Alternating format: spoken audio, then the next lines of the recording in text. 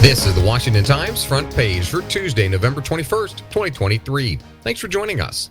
I'm George Gerbo. The 2024 Republican nominating race is playing out in a far different way from the 2016 contest when Donald Trump emerged from a bloated field of contenders. Seth MacLachlan reports the field this time is winnowing much faster, increasing the likelihood of a two-candidate contest between Trump and an alternative. The early winnowing of the field also offers a glimmer of hope to Trump's GOP opponents who fear a repeat of 2020 and believe the party would be better off rallying around a different face. Global pressure for a ceasefire and relief for trapped civilians grows by the day, but Israeli commanders say they are making steady progress against Hamas militants in the Gaza Strip. Israel has hammered Hamas in the northern Gaza Strip in the month and a half since October 7th, when the organization launched an attack that killed more than 1,200 Israelis and captured an estimated 240 hostages. White House National Security Council spokesperson John Kirby told reporters that negotiators were closer than they have ever been to the first significant humanitarian pause in the fighting to allow civilians to escape and aid into the area. Israel, the United States, and Qatar, which mediates with Hamas, have been negotiating a hostage release for weeks. The ceasefire deal would also likely mean the release of some of the Israeli hostages held by Hamas in exchange for the freeing of Palestinians in Israeli prisons.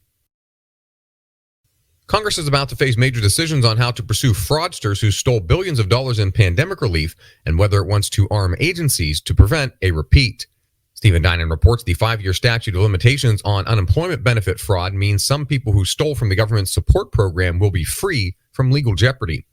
The Main Street Lending Program covered more than 2,400 borrowers and shelled out $17.5 billion in loans.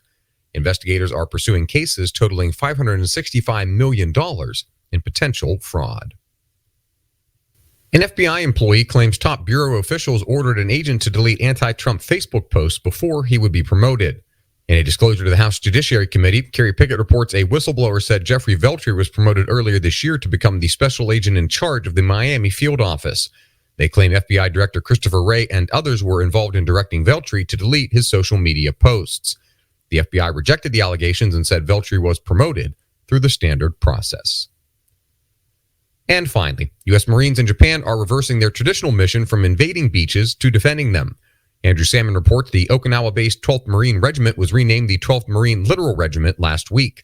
The renaming reflects a shift away from Marines' customary role in the region as a seaborne force that storms enemy coasts.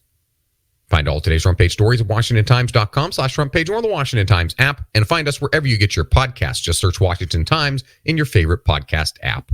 And a quick programming note, the front page will be off through Thanksgiving and return on Friday, November 24th. For the Washington Times, I'm George Gerbo, wishing you and yours a happy Thanksgiving.